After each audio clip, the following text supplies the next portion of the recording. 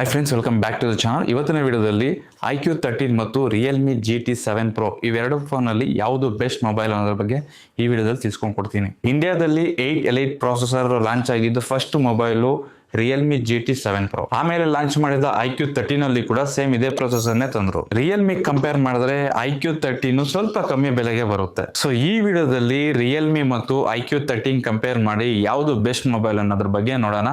ಅದಕ್ಕಿಂತ ಮುಂಚೆ ಒಂದ್ಸರಿ ನಮ್ಮ ಚಾನಲ್ನ ಚೆಕ್ಔಟ್ ಮಾಡಿ. ನಾವು ಕೊಡ್ತಾ ಇರೋ ಕಂಟೆಂಟ್ ನಿಮಗೆ ವರ್ತು ಅಂತ ಅನ್ಸಿದ್ರೆ ನಮ್ಮ ಚಾನಲ್ನ ಸಬ್ಸ್ಕ್ರೈಬ್ ಮಾಡ್ಕೊಳ್ಳಿ. ಈ ಎರಡು phone base variant 12GB plus 256GB variant ನಲ್ಲಿ ಬರುತ್ತೆ. ರಿಯಲ್ಮಿ GT ಬೇಸ್ ವೇರಿಯಂಟು 60,000 ಇದ್ರೆ iQ13 55,000 ಇದೆ. ರಿಯಲ್ಮಿ GT7 Pro ಗಿಂತ 5,000 ಕಮ್ಮಿ ಇದೆ. ಇಲ್ಲಿ ಪ್ರೈಸ್ ಗೆ ಪಾಯಿಂಟ್ ಕೊಡ್ಬೋದಾ ಅಂತ ಅಂದ್ರೆ ವ್ಯಾಲ್ಯೂ ಫಾರ್ ಮನಿ ಅಂತ ಡಿಸೈಡ್ ಮಾಡಿದ್ರೆ price same processor same base variant ಇರೋದ್ರಿಂದ ಪ್ರೈಸ್ ಪರವಾಗಿ iQ ಗೆ ಇಲ್ಲೊಂದು ಪಾಯಿಂಟ್ ಕೊಡಬಹುದು. ಇನ್ನು ಬಿಲ್ಡ್ ಕ್ವಾಲಿಟಿ ನೋಡೋದಾದ್ರೆ iQ13 ಅಲ್ಲಿ ಫ್ರೇಮ್ ಫುಲ್ ಮೆಟಲ್ ನ ಯೂಸ್ ಮಾಡಿದ್ದಾರೆ. Back side body full glass ನೊಂದಿಗೆ ಬರುತ್ತೆ. IP68 and IP69 water resistant ಇರುತ್ತೆ. ಜೆಟ್ ಸ್ಪೀಡ್ ವಾಟರ್ ರೆಸಿಸ್ಟೆಂಟ್ ಕೂಡ ಇರುತ್ತೆ. ಇನ್ನು ರಿಯಲ್ಮಿ GT7 Pro ನಲ್ಲಿ ಕೂಡ ಫ್ರೇಮ್ ಫುಲ್ ಮೆಟಲ್ ನ ಯೂಸ್ ಮಾಡಿದ್ದಾರೆ. ಬ್ಯಾಕ್ ಸೈಡ್ ಗ್ಲಾಸ್ ನೊಂದಿಗೆ ಬರುತ್ತೆ. ಅಂಡ್ ಇದರಲ್ಲೂ ಕೂಡ IP68 ಮತ್ತು 69 ವಾಟರ್ ರೆಸಿಸ್ಟೆಂಟ್ ಇರುತ್ತೆ. ಎರಡರಲ್ಲೂ ಸೇಮ್ ಇರುವಾಗ ಯಾವ್ದು ಪಾಯಿಂಟ್ ಕೊಡಕ್ಕಾಗುತ್ತೆ?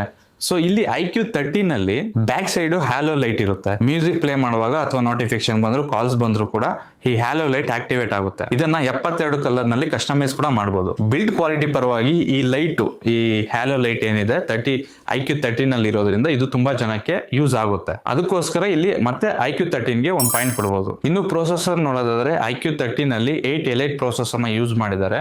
ಅಂಡ್ ಇದರಲ್ಲಿ Q2 ಚಿಪ್ ಅಂತ ಒಂದು ಸಪರೇಟ್ ಆಗಿ ತಂದಿದ್ದಾರೆ. ಈ Q2 ಚಿಪ್ ಇರೋದ್ರಿಂದ ನೀವು ಗೇಮ್ಸ್ ಆಡುವಾಗ ಮೋಷನ್ ಎನ್ಹಾನ್ಸ್ ಮಾಡುತ್ತೆ, ಪ್ಲಸ್ ಫ್ರೇಮ್ ಡ್ರಾಪ್ ಆಗದಿರಾ ಹೆಲ್ಪ್ ಮಾಡುತ್ತೆ. ಮೇನ್ ಆಗಿ ಗೇಮರ್ಸ್ ಗಂತಾನೆ ಈ Q2 ಚಿಪ್ ನ ಡಿಸೈನ್ ಮಾಡಿದ್ದಾರೆ. ರಿಯಲ್ಮಿ GT ನಲ್ಲೂ ಕೂಡ ಸೇಮ್ ಪ್ರೊಸೆಸರ್ ಯೂಸ್ ಮಾಡಿದ್ದಾರೆ, ಬಟ್ ಇದರಲ್ಲಿ ಮಾತ್ರ Q2 ಚಿಪ್ ಇರಲ್ಲ. ಪರ್ಫಾರ್ಮೆನ್ಸ್ ಪರವಾಗಿ iQ13 ನಲ್ಲಿ Q2 ಚಿಪ್ ಯೂಸ್ ಮಾಡಿರೋದ್ರಿಂದ ಅಗೇನ್ ಇಲ್ಲಿ iQ13 ಗೆ ಮತ್ತೆ ಒಂದು ಪಾಯಿಂಟ್ ಕೊಡಬಹುದು. Next multi task and RAM configuration ನೋಡೋದಾದ್ರೆ iQ13 ಅಲ್ಲಿ LPDDR5X ಅಲ್ಟ್ರಾ ಯೂಸ್ ಮಾಡಿದ್ದಾರೆ ಮತ್ತು UFS 4.1 ಇರುತ್ತೆ. ರಿಯಲ್ಮಿ GT ನಲ್ಲಿ LPDDR5X ಇರುತ್ತೆ, ಇಲ್ಲಿ ಅಲ್ಟ್ರಾ ಇರಲ್ಲ. ಅಂಡ್ UFS ಸ್ಟೋರೇಜ್ ಕೂಡ 4.0 ಇರುತ್ತೆ, 4.1 ಅಲ್ಲ. ಅಂಡ್ iQ13 ನಲ್ಲಿ ಬೈಪಾಸ್ ಚಾರ್ಜಿಂಗ್ ಇರುತ್ತೆ, ರಿಯಲ್ಮಿ ನಲ್ಲಿ ಬೈಪಾಸ್ ಚಾರ್ಜಿಂಗ್ ಇರಲ್ಲ. So RAM and ROM configuration ಮತ್ತು ಸ್ಟೋರೇಜ್ ಸ್ಪೀಡ್ ಕೂಡ ರಿಯಲ್ಮಿ GT ಗಿಂತ iQ13 ನಲ್ಲಿ ಬೆಟರ್ ಆಗಿದೆ. ಈಗ ಗೇಮರ್ಸ್ ಪರವಾಗಿ ಇವರಿಗೆ ಯೂಸ್ ಆಗೋ ಫೀಚರ್ಸ್ ನೋಡೋದಾದ್ರೆ ಈ ಎರಡು ಫೋನ್ ನಲ್ಲೂ USB ನೇ ಇರುತ್ತೆ. iQ ನಲ್ಲಿ USB 3.2 ಇರುತ್ತೆ. ಇದರಿಂದ ನೀವು ಡೈರೆಕ್ಟ್ SSD ಕನೆಕ್ಟ್ ಮಾಡ್ಕೋಬಹುದು, ಎಲ್ಗಾಟೋ ಕನೆಕ್ಟ್ ಮಾಡ್ಕೊಂಡು ಲೈವ್ ಸ್ಟ್ರೀಮ್ ಕೂಡ ಮಾಡಬಹುದು. ಇದೇ ಪೋರ್ಟ್ ಗಳನ್ನ ಮ್ಯಾಕ್ ನಲ್ಲೂ ಕೂಡ ಯೂಸ್ ಮಾಡಿದ್ದಾರೆ. ರಿಯಲ್ಮಿ GT ನಲ್ಲಿ USB 2.0 ಇರುತ್ತೆ. ಗ್ಲೋಬಲ್ ವೇರಿಯಂಟ್ ನಲ್ಲಿ 3 ಕೊಟ್ಟಿದ್ದಾರೆ, ನಮ್ಮ ಇಂಡಿಯನ್ ವೇರಿಯಂಟ್ ನಲ್ಲಿ ಮಾತ್ರ USB 2.0 ಕೊಟ್ಟಿದ್ದಾರೆ. 60,000 ಇಸ್ಕೊಳ್ಳೋವಾಗ USB 3 ಕೊಡಕ್ಕೆ ಏನ್ ಪ್ರಾಬ್ಲಮ್? ಸೊ ಅಗೇನ್ ಇಲ್ಲಿ ಮತ್ತೊಂದು ಪಾಯಿಂಟ್ iQ13 ಗೆ ಕೊಡಬಹುದು. ನೆಕ್ಸ್ಟ್ ಡಿಸ್ಪ್ಲೇ iQ13 ನಲ್ಲಿ 6.82 ಇಂಚು 2K resolution curved LTPO AMOLED display ಇರುತ್ತೆ. 144 Hz ರಿಫ್ರೆಶ್ ರೇಟ್ ಇರುತ್ತೆ. ಇದರಲ್ಲಿ ಡಾಲ್ಬಿ ವಿಷನ್ ಇರಲ್ಲ. ರಿಯಲ್ಮಿ GT7 Pro ನಲ್ಲಿ 6.78 ಇಂಚ್ ಸ್ಕ್ರೀನ್ ಇರುತ್ತೆ. 2K ರೆಸಲ್ಯೂಷನ್ ಅಲ್ಲ, 1.5K ರೆಸಲ್ಯೂಷನ್ ಇರುತ್ತೆ. LTPO ಪ್ಯಾನೆಲ್ ಇರುತ್ತೆ. 144 ಅಲ್ಲ, 120 Hz ರಿಫ್ರೆಶ್ ರೇಟ್ ಇರುತ್ತೆ.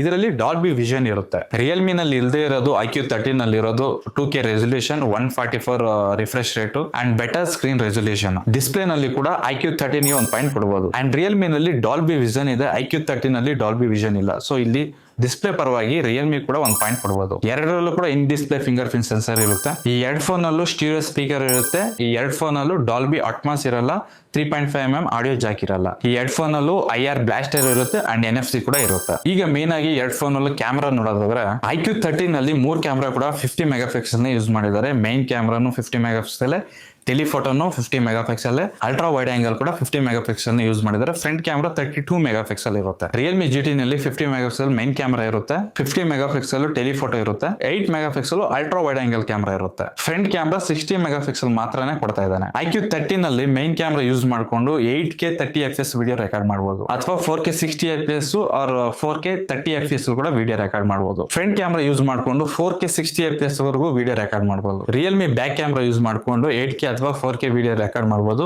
ಬಟ್ ಫ್ರಂಟ್ ಕ್ಯಾಮೆರಾ ಇಂದ ಬರೀ 1080p 60fps ವರೆಗೂ ವಿಡಿಯೋ ರೆಕಾರ್ಡ್ ಮಾಡಬಹುದು. 60,000 ಇಟ್ಟು ಫ್ರಂಟ್ ಕ್ಯಾಮೆರಾ 4K ಕೊಡಕ್ಕೆ ಏನ್ ಪ್ರಾಬ್ಲಮ್? ಸೊ ಅಗೇನ್ ಕ್ಯಾಮೆರಾ ಪರವಾಗಿ ಇಲ್ಲಿ clear winner iQ13. Next battery ನೋಡೋದಾದ್ರೆ iQ13 ನಲ್ಲಿ 6000 mAh ಬ್ಯಾಟರಿ ಇರುತ್ತೆ. 120 ವಾಟ್ಸ್ ಚಾರ್ಜರ್ ಬಾಕ್ಸ್ ನಲ್ಲೇ ಕೊಡ್ತಿದ್ದಾರೆ. ರಿಯಲ್ಮಿ GT ನಲ್ಲಿ 5800 mAh ಬ್ಯಾಟರಿ ಇರುತ್ತೆ.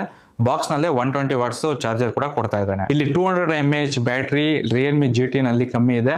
ಅಂಡ್ ಅವಾಗಲೇ ಹೇಳಿದಂಗೆ iQ13 ನಲ್ಲಿ ಬೈಪಾಸ್ ಚಾರ್ಜಿಂಗ್ ಕೊಡ್ತಿದ್ದಾನೆ. ರಿಯಲ್ಮಿ ನಲ್ಲಿ ಬೈಪಾಸ್ ಚಾರ್ಜಿಂಗ್ ಇರಲ್ಲ. ಸೊ iQಗೆ ಮತ್ತೆ ಒಂದು ಪಾಯಿಂಟ್ ಕೊಡ್ಬೋದು. ಈ ಎರಡು ಫೋನ್ ಕೂಡ out of the box Android 15 ನೊಂದಿಗೆ ಬರುತ್ತೆ. iQ Fun Touch OS ನೊಂದಿಗೆ ಬರುತ್ತೆ. ರಿಯಲ್ಮಿ 5.0 ನೊಂದಿಗೆ ಬರುತ್ತೆ. ಬಟ್ ಅಪ್ಡೇಟ್ ನೋಡೋದಾದ್ರೆ iQ13 ನಲ್ಲಿ 4+5 ಇಯರ್ಸ್ ಅಪ್ಡೇಟ್ ಕೊಡ್ತಿದ್ದಾನೆ. ರಿಯಲ್ಮಿ ನವರು 3+4 ಇಯರ್ಸ್ ಮಾತ್ರನೇ ಅಪ್ಡೇಟ್ಸ್ ಕೊಡ್ತಿದ್ದಾರೆ. ಅಪ್ಡೇಟ್ ಪರವಾಗಿ ಕೂಡ ಇಲ್ಲಿ iQ30 ಗೆ ಒಂದು ಪಾಯಿಂಟ್ ಕೊಡ್ಬೋದು. iQ ನಲ್ಲಿ 13 5G ಬ್ಯಾಂಡ್ಸ್ ಇರುತ್ತೆ, Wi-Fi 7 ಇರುತ್ತೆ, Bluetooth 5.4 ಇರುತ್ತೆ. ರಿಯಲ್ಮಿ ನಲ್ಲಿ 14 5G ಬ್ಯಾಂಡ್ಸ್ ಇರುತ್ತೆ, Wi-Fi 7 ಇರುತ್ತೆ, Bluetooth 5.4 ಇರುತ್ತೆ. ಇಲ್ಲಿ ಕ್ಲಿಯರ್ ವಿನ್ನರ್ ಯಾರು ಅಂತ ನಿಮ್ಗೆ ಗೊತ್ತಿರುತ್ತೆ. ರಿಯಲ್ಮಿಗಿಂತ iQ13 ನಲ್ಲಿ ಜಾಸ್ತಿ ಫೀಚರ್ಸ್ ಇರಬೇಕಾದ್ರೆ ರಿಯಲ್ಮಿಗೆ ನಾನು ಯಾಕೆ 5,000 ಎಕ್ಸ್ಟ್ರಾ ಕೊಡಬೇಕು?